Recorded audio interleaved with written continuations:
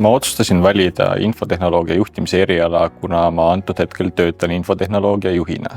Aga ma nimetaksin ennast praktikuks, kuna ma tegelikkuses ei ole varasemalt kooli mõttes omandanud teoreetilisi teadmisi sellel erialal.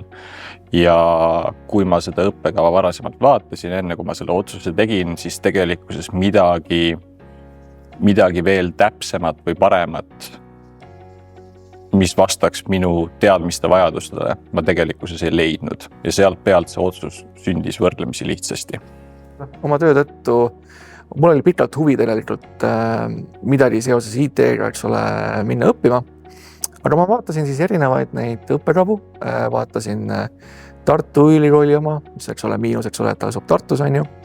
Vaatasin Tehnikaülikooli õppekavasid ja Tehnikaülikooli oli see miinus, et õpe oli seal peamiselt päevasel ajal.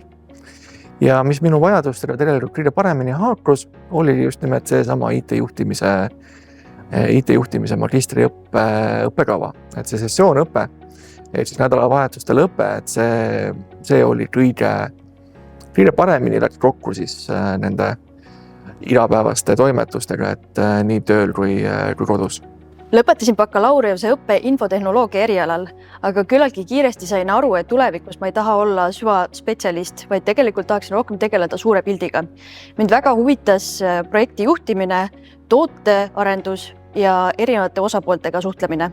Kuna ma töötan IT-valdkonnas juba peaaegu 15 aastat, siis tahtsin saada üldisemaid teadmisi just juhtimise osas. Ja kuna mul on endal ka selline meeskond, mida ma juhin igapäevaselt, siis tekkiski tahtmine neid oskusi endas arendada ja muidugi saada ka laiemad teadmised just strateegiast, et kuidas ettevõte peaks oma IT-d juhtima.